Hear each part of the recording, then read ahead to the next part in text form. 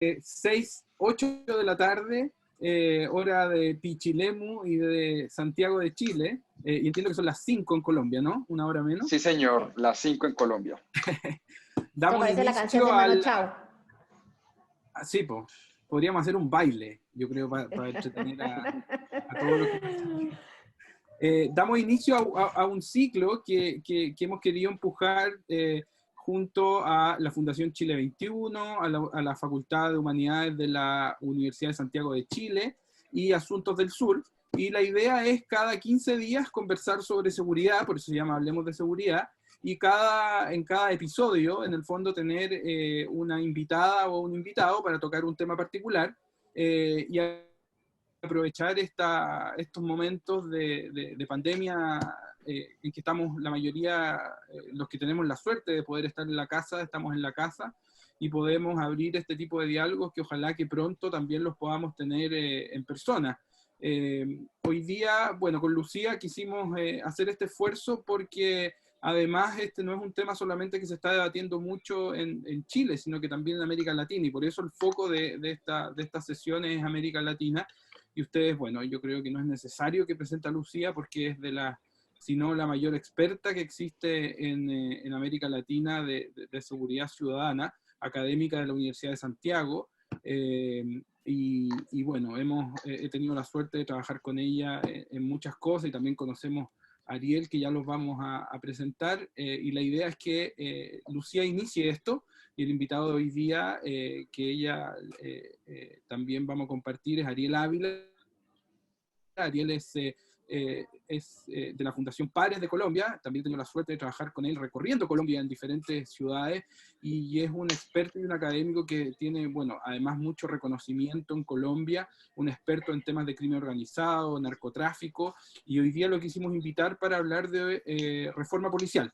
Así que la dinámica va a ser que va a abrir este ciclo Lucía, y después voy a tomar la palabra yo para iniciar la conversación con Ariel. Fantástico. Bueno, antes que nada, gracias Ariel, a los que nos están viendo, lo estamos grabando, así que lo vamos a dejar también. Bueno, la idea de esta conversación tiene que ver mucho con Chile y tiene que ver mucho con Colombia, Ariel, porque por muchos años siempre se decía que los problemas de seguridad que enfrentaba América Latina tenían un tema común, y el tema común era evidentemente los problemas de las policías para enfrentarlo, ¿no? La corrupción, la falta de profesionalismo, y en ese marco ha sido especialmente interesante cómo las dos policías, la chilena y la colombiana, se presentan como las policías, pues las mejores, ¿no? No hay que olvidar que el ex general Naranjo fue decorado como el mejor policía del mundo.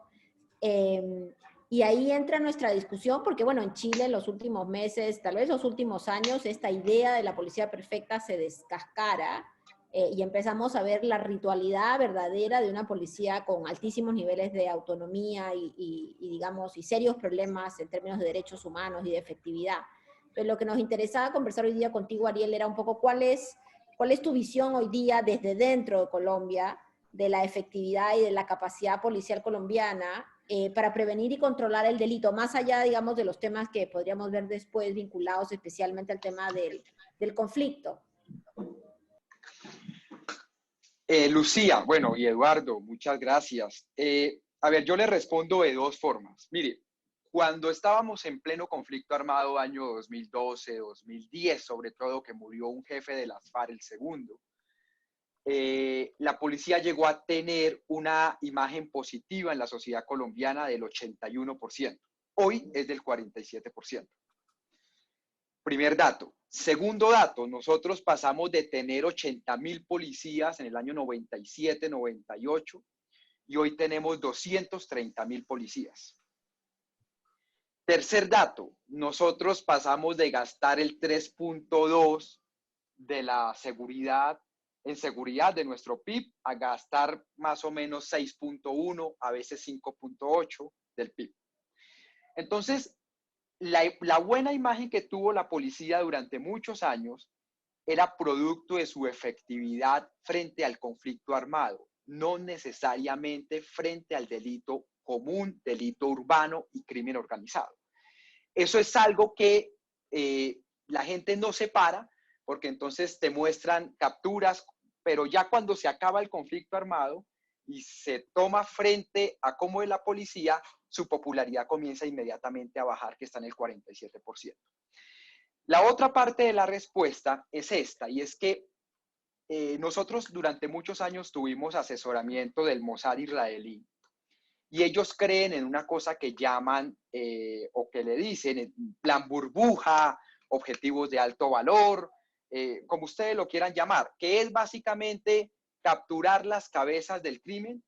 Eso da popularidad, votos, aplausos, y eso lo llaman cortar la cabeza de la culebra. Y lo que ha pasado con eso es que es el mismo fenómeno de México, es exactamente lo mismo de Brasil. Antes teníamos unas cuantas organizaciones criminales, usted coge las cabezas, sus mandos medios, comienzan disputas, y hoy tenemos, no sé, 70 organizaciones criminales por todo el país, y antes teníamos 3 o 4, por esa lógica. Entonces, es cierto que hay una profesionalización, es cierto que nuestra policía, si uno la compara con hace 20 años, ha mejorado muchísimo, pero también es cierto que hubo sofismas como el plan burbuja o como el tema del conflicto armado que ocultaron una realidad. Y hoy por hoy, lo que tenemos en Colombia es una crisis de seguridad en zonas rurales, en algunas zonas urbanas, y tenemos una policía que se está reinventando.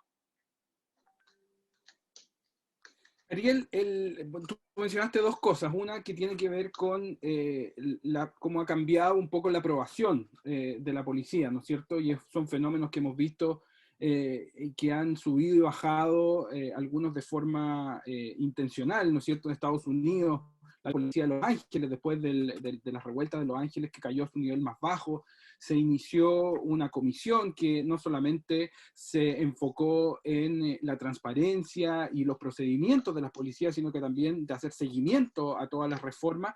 Pero hoy en día nos encontramos un caso en que en una emergencia, en una pandemia, las policías juegan un rol tan importante que pareciera que las evaluaciones previas al inicio de esta pandemia, ¿no es cierto?, se han borrado, y las policías obviamente, y es como de esperar, empiezan nuevamente a recobrar esta, entre comillas, legitimidad.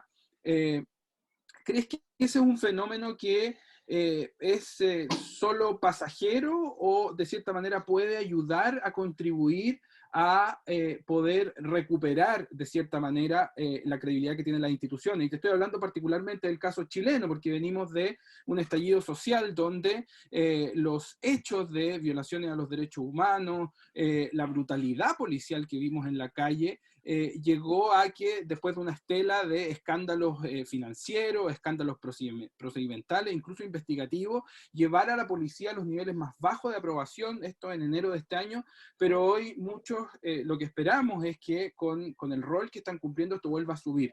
¿Cómo ves tú este fenómeno? Y si también es un arma de cierta manera de doble filo, porque genera una ventana que no es real y que puede contribuir a que después la caída posterior a la pandemia pueda ser mucho mayor. Mira, Eduardo, nosotros también el año pasado tuvimos un año pasado por agitaciones sociales que nunca habíamos visto. No al nivel de Chile, pero el 21 de noviembre este país cambió. El 21 de enero hubo otra gran manifestación y había programado un paro para el 14, bueno, para el mes de marzo, y pues obviamente no se dio. Entonces nosotros tuvimos una convulsión social impresionante que nadie la esperaba. No al nivel de Chile, pero aquí la gente salimos, yo también salimos a las calles a marchar. La imagen de la policía, hubo el caso del asesinato de un muchacho, casi un menor de edad, que recién cumplía los 18 años, y eso bajó los niveles de popularidad y literalmente la policía se tuvo prácticamente que guardar en los cuarteles, y las marchas comenzaron a autocontrolarse. Eso los tenía muy bajos. ¿Con qué nos encontramos? Que nosotros tenemos alcaldes nuevos desde el 1 de enero, porque las elecciones fueron el año pasado.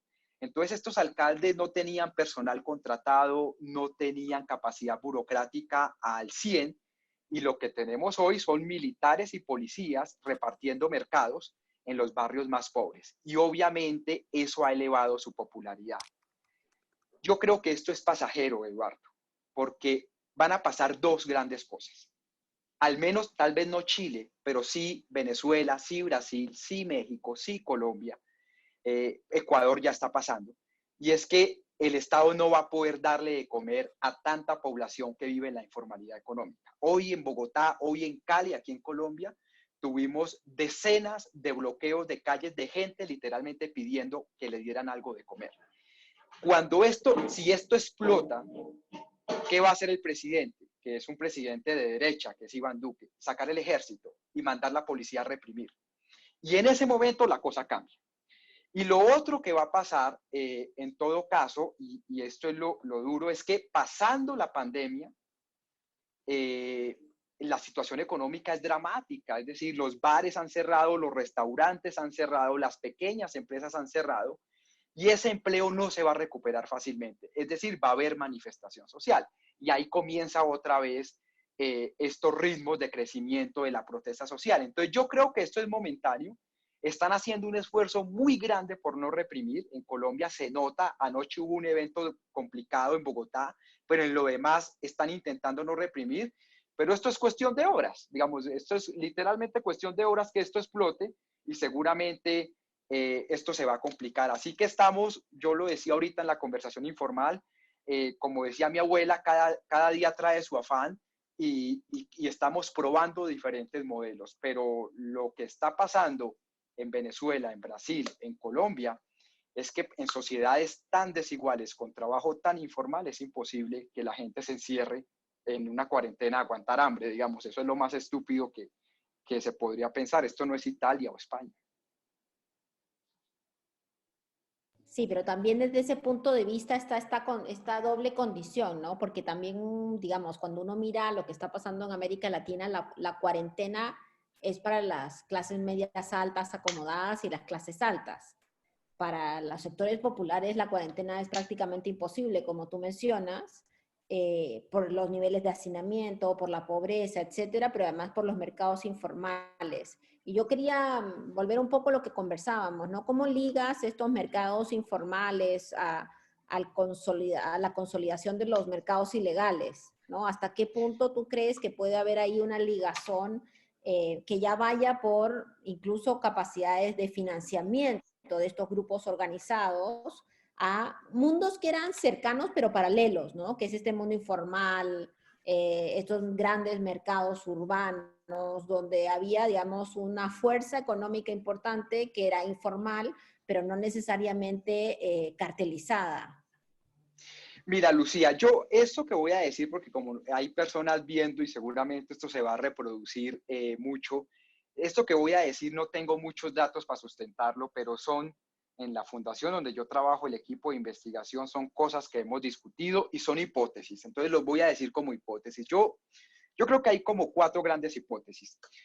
Primero, los grandes beneficiados con esto van a ser los narcotraficantes. Al menos así va a ser en Venezuela, al menos así va a ser en Brasil, al menos en México y al menos en Colombia. ¿Por qué?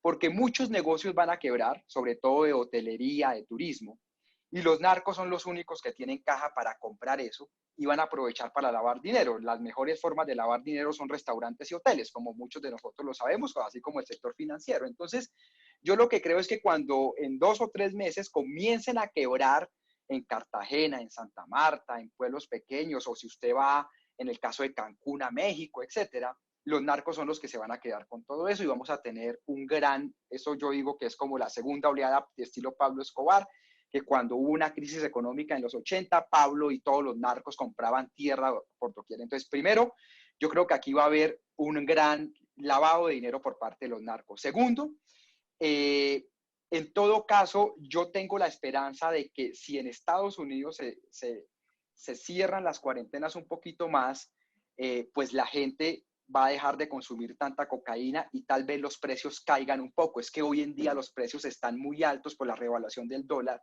Entonces, literalmente, tener cocaína es como tener oro. O sea, están pagando el doble de lo que pagaban hace 3 o 4 años. Es increíble.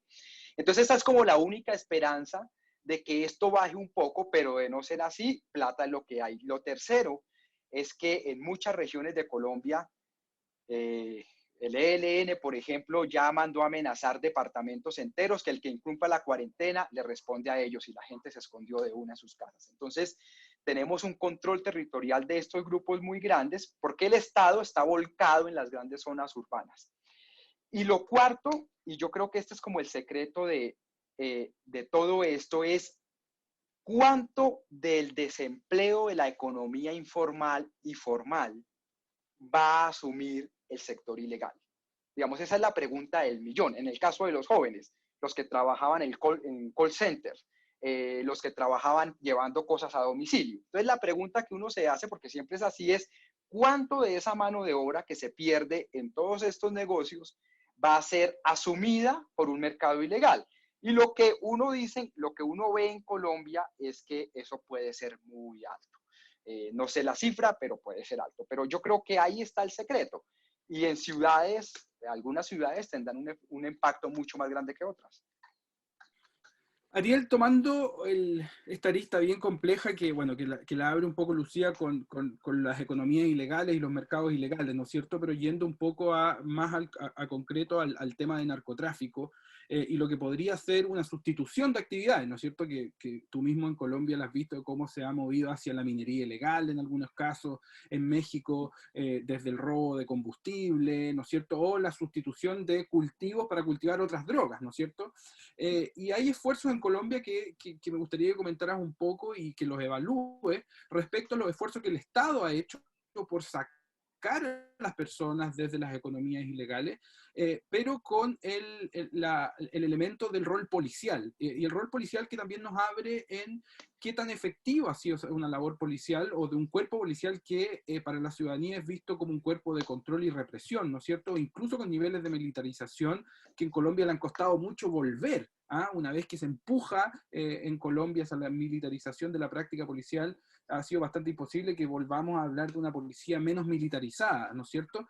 Y te pongo este escenario de narcotráfico y rol policial porque además es en el escenario en que en Chile estamos debatiendo y se ha anunciado por parte del gobierno una reforma a Carabineros de Chile, que es nuestra policía, donde incluso ayer el ministro y anteayer el ministro en la comisión del Senado habló de avanzar hacia una policía comunitaria, ¿no es cierto? Un nuevo enfoque, un nuevo rol, que muchos sabemos que muchas veces en la teoría suena bastante bien, pero en la práctica, una vez que las policías avanzan hacia un rol diferente, especialmente cuando tienen que ir al choque con estructuras criminales y estructuras de narcotráfico, es bastante volver atrás, porque es bastante difícil, porque también la ciudadanía percibe en algunos casos una policía como más eficiente cuando tiene la capacidad de disuadir o incluso de desintegrar ciertas células.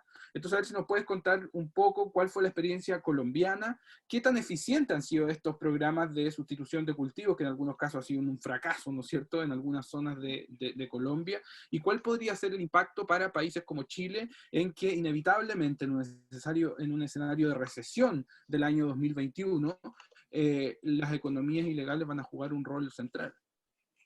Mira, Eduardo, esa pregunta es muy compleja y yo la separaría en tres partes. Es decir, la primera, el contexto colombiano. En lo fundamental, nosotros militarizamos la policía por el conflicto armado. Ahí hay un debate inmenso, pero nuestro cuerpo policial es un cuerpo pesado, con armas largas, con helicópteros de combate, etc. Entonces, nosotros tenemos un cuerpo pesado en esto. Es un cuerpo militarizado por la ideología. Aquí prima la lógica amigo-enemigo. Aquí prima la lógica de incluso la policía. Uno saluda a cualquier policía y le dice a uno, digo sí, patria, y hablan de el enemigo y hablan, digamos, del terrorista, ni siquiera dicen la palabra delincuente. Entonces, esto es un cuerpo militarizado. Nosotros teníamos la esperanza de ir, llamémoslo así, desmilitarizando la policía, crear una policía comunitaria, crear una policía rural, ir transitando en un periodo de 10 años. Habíamos hablado de sacar la policía del Ministerio de Defensa, crear un ministerio para ellos, pero todo eso se dañó ya. Llegó un gobierno de derecha que no cree en eso, crees en la guerra, si no tenga con quién pelear, crees en eso. Y tenemos un desastre en materia de seguridad, así que el sueño de ir desmilitarizando la policía en Colombia se acabó.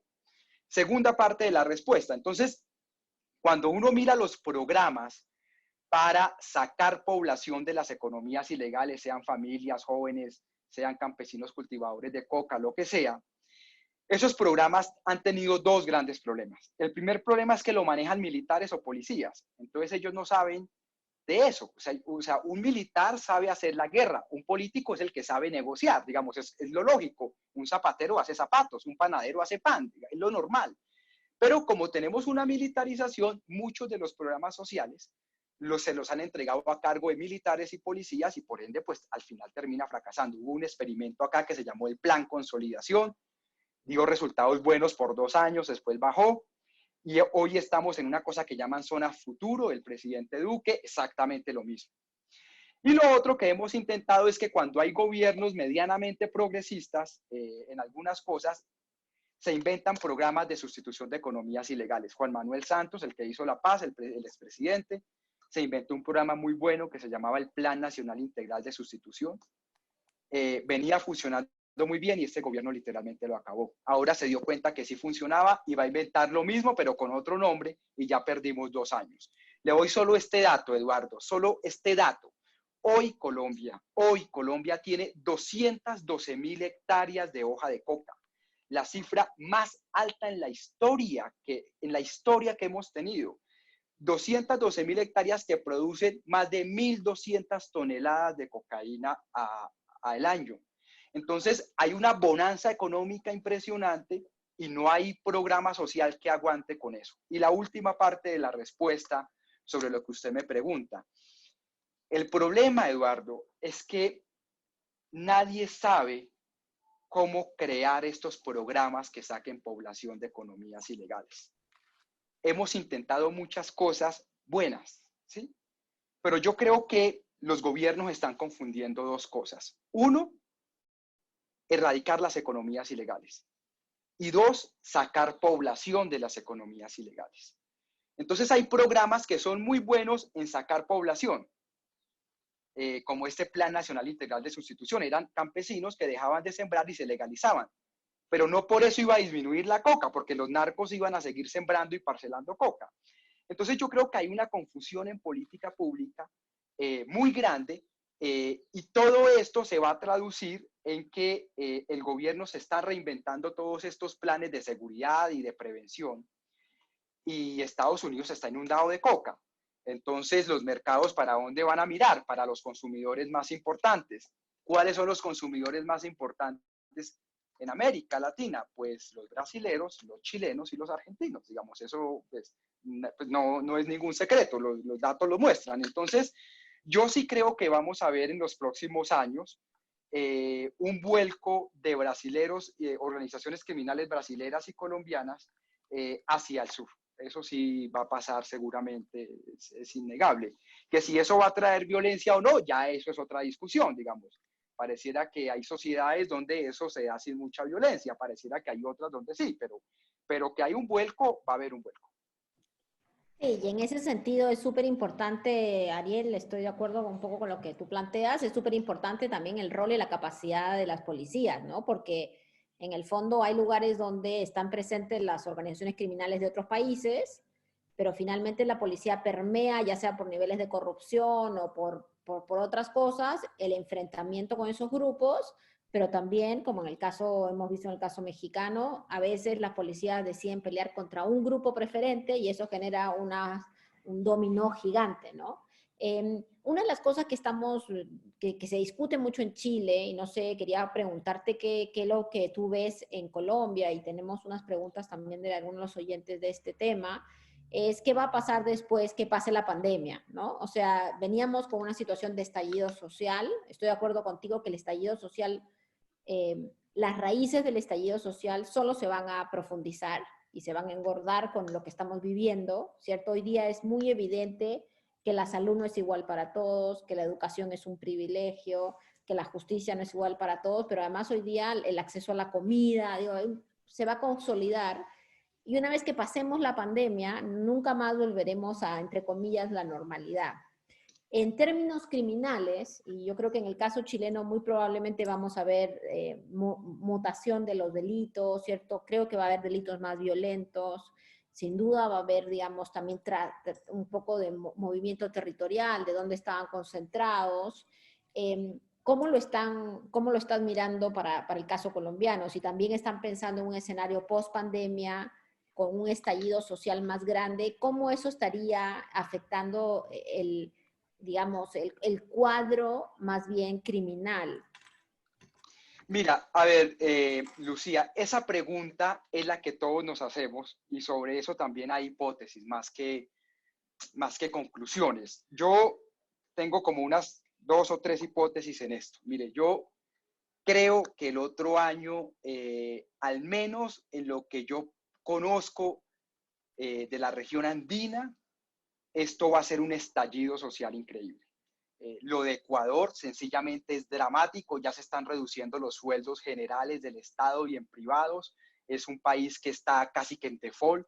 Entonces, lo de Venezuela es otro tema complicado. Lo mejor es Perú, que ha inyectado mucha plata a la economía, y lo de Colombia es muy complicado. Entonces, esto sencillamente nos abrió los ojos y dijo, bueno, esto es una sociedad muy desigual, muy inequitativa, y lo que vamos a ver es un estallido social. La pregunta, Lucía, la pregunta es, ¿eso a qué va a llevar en términos políticos? Porque, bueno, Perú tiene elecciones pronto, entonces eso es como la olla, el pito de la olla a presión, que bueno, pero aquí nos falta año y medio para elecciones, 2 años, y no sé en qué va a terminar eso. En Venezuela no sabemos si van a haber elecciones o no, a Lenín Moreno le faltan todavía un buen tiempo. Entonces, aquí va a haber explosión social. La pregunta ahí es, ¿esto qué consecuencias tiene políticamente? Segunda hipótesis sobre lo que usted me pregunta. Yo creo que esto va a ser una sociedad que va a estar básicamente influida por el miedo al coronavirus, el miedo a los saqueos, el miedo a los pobres, la rabia a los ricos. Entonces yo lo que siento es que esto va a ser muy explotado a partir de miedos. Y el mejor ejemplo de eso fue Chile en los últimos meses de la protesta social, que eran literalmente en las cadenas de WhatsApp y todo unas sociedades o una sociedad llena de pánico. Entonces yo lo que siento es que el año y medio que viene acá, la lógica es cómo va a ser explotar el miedo. Pero lo tercero es que estas dos realidades que yo le estoy comentando son realidades, al menos que en nuestro país y otra vez en Brasil, en México, son realidades urbanas. Yo creo que el crimen va a seguir operando a nivel rural sin ningún problema. Miren ustedes los datos de México. El mes más violento fue marzo, en plena pandemia. O sea, eso se sigue matando, así Ciudad de México esté cerrada, Monterrey esté cerrada o parcialmente cerrada, pero en Culiacán, en Tamaulipas, en Guerrero, eso sigue normal. En Colombia tenemos una crisis normal. Entonces vamos a tener un gobierno partido entre responder lo rural y responder la crisis urbana. Y yo tengo una gran preocupación, una gran preocupación sobre esto que significa políticamente, porque fanáticos, en estos tiempos los fanáticos tienen una capacidad para volverse políticos increíble. Ariel, manteniéndonos un poco en este escenario y pre-estallido, de cierta manera, esto es como un paréntesis, quiero llevarte a otro tema que creo que ustedes en Colombia tienen harta experiencia, y también no solamente en Colombia, sino que en la región centroamericana hasta México, y que es el rol de la seguridad privada. ¿Y por qué te menciono esto? Porque nosotros estamos en medio de, o más bien en el inicio de un proceso de reforma en el cual el tema de la seguridad privada no se ha tocado, y en un país donde hay casi 4 guardias de seguridad privados por el total de elementos públicos, ¿no es cierto?, de contingente público, carabineros y policía de investigaciones desplegados en el país. Y lo que vemos es que hoy en día, nos han preguntado mucho en el chat, ¿no es cierto?, y en las preguntas respecto a cómo están siendo los fenómenos delictuales en este momento. Incluso lo conversábamos más temprano con Lucía, a pesar de que Carabineros habla de reducciones importantes en los delitos, en ciertos territorios se han disparado. El robo en lugar no habitado, se mantiene algunas alzas, pero el robo en lugar habitado, o sea, que son los robos a casa, se han disparado sustantivamente en algunos lugares. Y esto, ¿por qué te lo digo? Porque estamos en un escenario donde están los militares en las calles, o sea, no está Carabineros ni la policía de investigaciones sola, sino que hay un refuerzo de un contingente militar, pero además los principales focos comerciales no están funcionando, como los centros comerciales. Entonces la pregunta es, cuando esto retorne, de cierta manera, no a la normalidad, sino que a una nueva normalidad de funcionamiento, los guardias de seguridad privada y la seguridad privada va a tener que jugar un rol. Y la seguridad privada en Chile no cuenta con una ley hay reglamentos, ¿no es cierto? No hay una ley moderna, no ha habido la atención necesaria para la modernización de la seguridad privada, y me parece que un escenario como este debería jugar un rol elemental como complemento a la seguridad pública. Entonces, ¿qué nos puedes contar respecto a un proceso de reforma o modernización policial, teniendo en cuenta que debe ir de la mano, además, con un proceso de reforma o modernización a los marcos regulatorios de la seguridad privada para que finalmente jueguen un rol de complementar la seguridad pública y no muchas veces de ser un problema para la seguridad pública? Eduardo, mira, nosotros hemos discutido y siempre se ha hundido leyes de actualización de lo que es la seguridad privada. Entonces, padecemos lo mismo que Chile, digamos, esto es lo mismo. Pero ahora, ¿qué ha pasado en Colombia? En Colombia han pasado dos cosas. Por un lado, como la policía está volcada y las fuerzas militares en esta pandemia, las empresas de seguridad no han sufrido una crisis, porque muchos edificios donde habitan personas, donde estoy yo, por ejemplo, la demanda de celadores, de personas de la seguridad privada, se ha mantenido estable. Hemos tenido problemas en algunos centros comerciales, algunos hospitales incluso han reforzado la seguridad privada de miedo a que si no reciben un paciente, entonces los familiares puedan entrar violentamente al hospital. Entonces, no hay un choque económico a la seguridad privada, no. Yo por el contrario creo que van a salir fortalecidos. Lo segundo es que otros que salen fortalecidos es la seguridad privada ilegal. Esos también van a salir fortalecidos. ¿Qué entiendo por seguridad privada ilegal? Son todas estas pandillas y grupos urbanos que son los encargados de generar quién recibe mercado y quién no, quién puede salir del barrio y quién no, bajo qué condiciones. Eso también lo hemos visto que está pasando en el país. Entonces, esa seguridad privada y legal también se va a ver fortalecida. Lo tercero, un poco es que, digamos, ahí la discusión, Eduardo, es que en Colombia nosotros tenemos 300.000 personas, por lo menos, porque hay unas cooperativas medio informales que nadie sabe, en la seguridad privada. Es decir, hay prácticamente 1.2 personas en la seguridad privada por policía, digamos. Es más esta seguridad privada que policía. Y ahí la discusión, por tanto, es toda esta gente se venían haciendo planes de cooperación de seguridad con la Policía Nacional, con las policías metropolitanas en las ciudades, y pues todo eso quedó en stand-by. Y aquí pues no hay una gran capacidad. ¿Cuál es el lío con todo esto? Y esto es importante, y es que hay empresas de seguridad en Colombia que rayan entre lo legal y lo ilegal. Hay unas empresas claras que prestan seguridad en los edificios, pero ya cuando uno comienza a ver cooperativas de seguridad, eso parecen maquillajes de estructuras criminales, hay unas cosas muy delicadas. Entonces, en Colombia eso es un problema muy delicado, es muy parecido a lo de México. Esa línea entre lo legal y lo ilegal es muy compleja. Sí, bueno, en definitiva también no hay que olvidarse que el resorte de la seguridad privada muchas veces tiene unos vínculos espurios con el mundo de la seguridad formal, ¿no? Porque diversos estudios han demostrado que los dueños de las empresas de seguridad son generalmente gente que viene del mundo de la seguridad formal. Y en ese sentido ahí se genera todo tipo de desafíos. ¿Cómo ves las posibilidades? Una cosa que me llamó la atención es esto que tú dices que ahora, digamos, puede haber un traslado hacia el sur, ¿no? Pasando de una preocupación Centroamérica, el Caribe, México, hacia una presencia cada vez más al sur. No hay que olvidarse que Argentina también es un país de altísimos niveles de consumo de cocaína, y que efectivamente además en Chile hay problemas de consumo, pero también hay rutas de tránsito que se han ido consolidando. Esa vinculación con el sur, ¿crees que es una vinculación solamente con temas de criminalidad organizada, llamémoslo narcotráfico, o también ustedes han empezado a revisar otras situaciones de criminalidad organizada como, por supuesto, lavado, pero sobre todo me interesa que si tú puedes darle una vuelta al tema de trata y tráfico de migrantes. Mira, Lucía, eso es una cosa importante. A ver, ¿qué es lo que nosotros estamos viendo? Los mexicanos básicamente se quedaron con el 90% del tráfico de drogas hacia Estados Unidos. Ellos pagan muy bien la droga, por eso los carteles colombianos no pelean con ellos, pero en general ellos tienen el monopolio. Eso está haciendo que el consumo interno en Colombia aumente, pero es poco, aunque la gente cree que es mucho, pero es poco.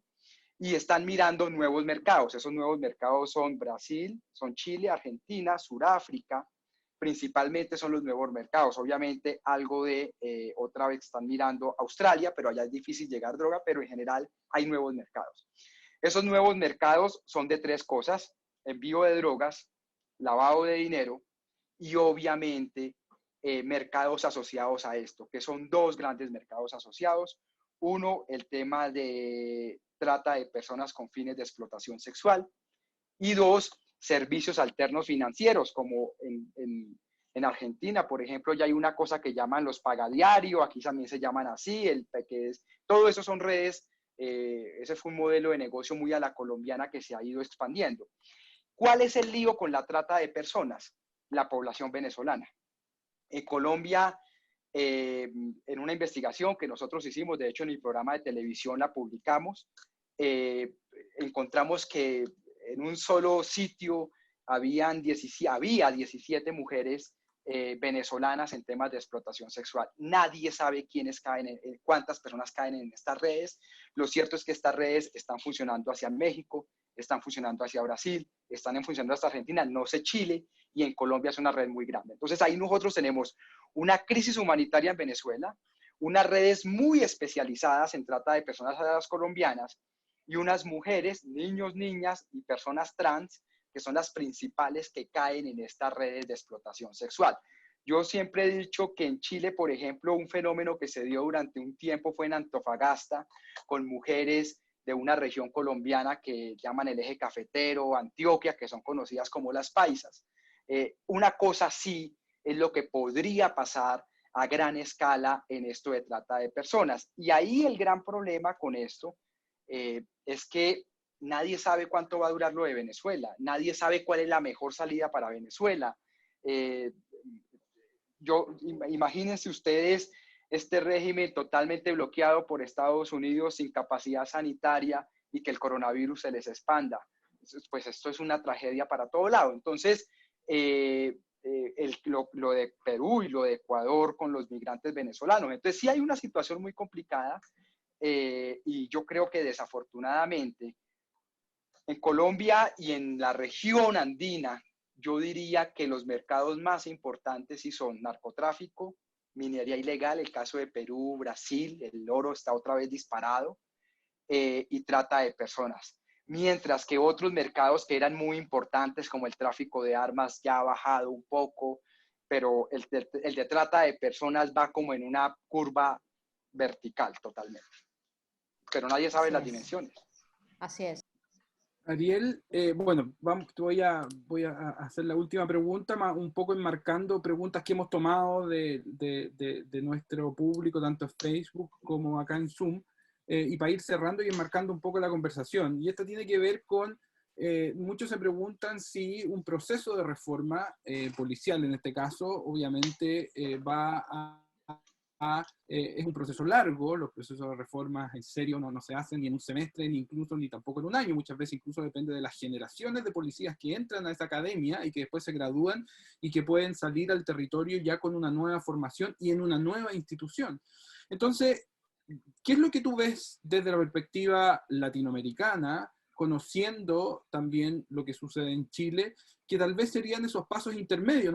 Nos preguntan mucho, bueno, ¿es suficiente una reforma? La verdad que la respuesta corta es no.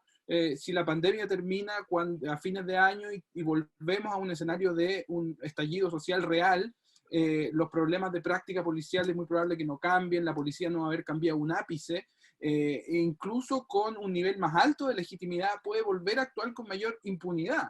Entonces el escenario es bastante complejo. Pero ¿cuáles serían tú, para ir cerrando un poco los comentarios finales, algunas sugerencias o consejos que crees de líneas en las que se puede avanzar en este territorio intermedio que se ve mucho más complejo que incluso lo que veíamos antes de la llegada de esta pandemia?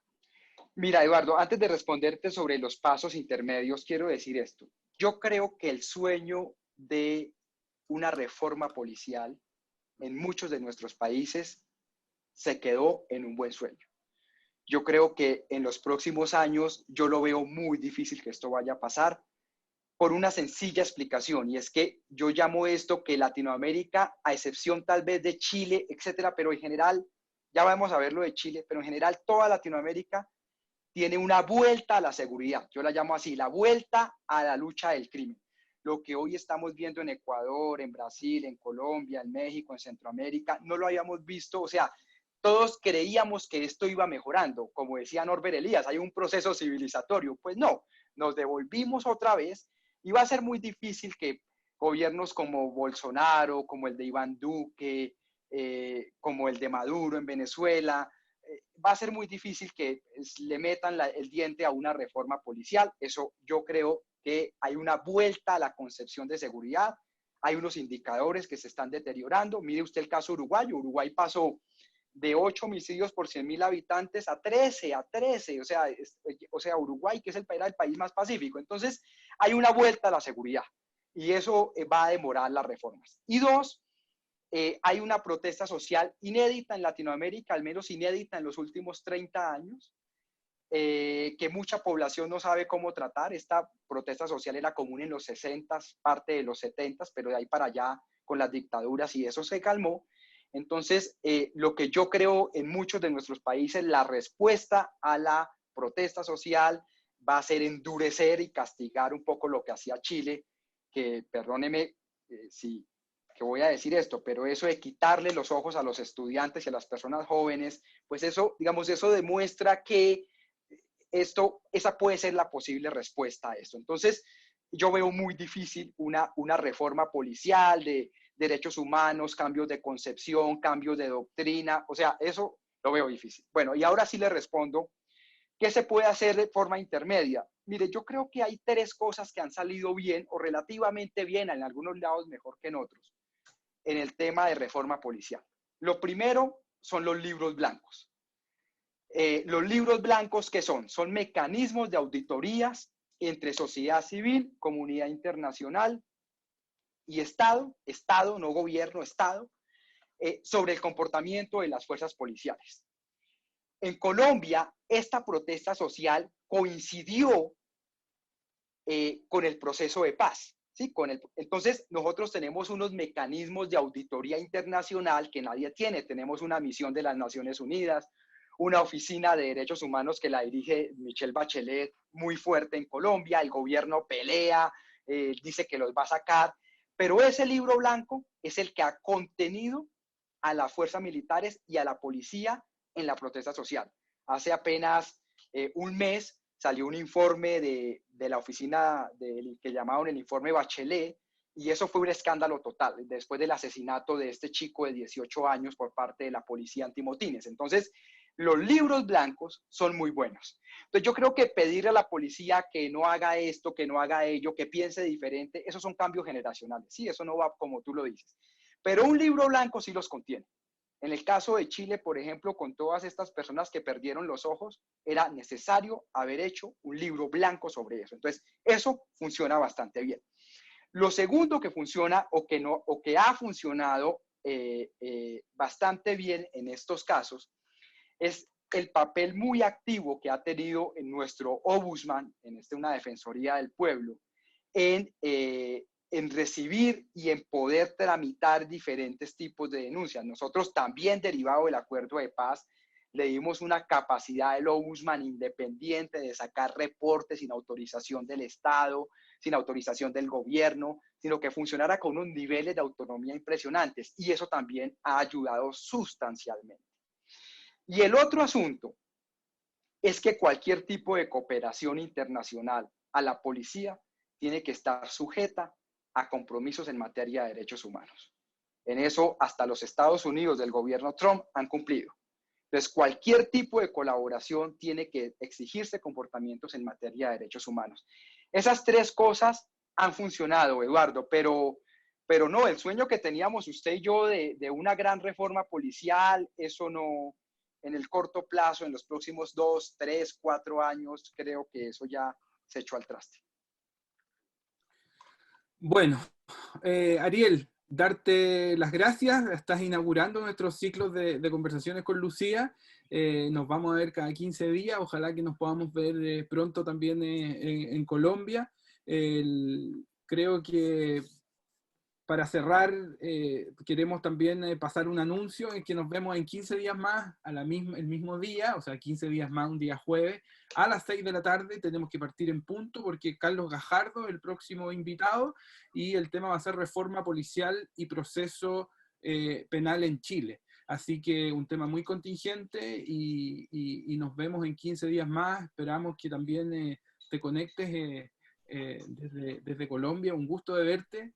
Así será. Gracias, así será. Ariel. Gracias. Te seguimos Lucía y en tu Eduardo, canal de mil gracias. televisión, en YouTube, en todos lados. Es muy importante para nosotros lo que pasa, sin duda, en Colombia. Así que hay que seguir dándole para instalar estos temas. La pandemia es muy importante, todo es muy relevante, pero no podemos, como ustedes bien han dicho, el tema de la seguridad no podemos dejarlo de lado. Muchas Ariel. gracias, Eduardo y Lucía. Mil gracias. Ariel, el cierre, y con esto sí que cerramos. Hay una pregunta, si puedes recomendar un par de libros o artículos sobre la policía en Colombia, o tal vez puedes ponerlo en tu Twitter y así te ganas un seguidor más de alguien que está preguntando para que hagan clic. Déjeme, yo les consigo 2 informes, más que libros, son informes muy buenos que se hicieron de unas comisiones de reforma policial. Yo se los busco y yo te los envío a ti para que tú los coloques, los coloco en mi Twitter, yo me lo garantizo hacerlo. Sí. Pero son más que libros, son informes de reforma que nosotros hicimos. Yo los busco y los paso inmediatamente, claro que sí. Buenísimo, hay que dejarlos en el Facebook. Muchas gracias. Muy bien. Un abrazo, hasta luego. Chao. Gracias. Nos vemos entonces en 2 semanas. Sí.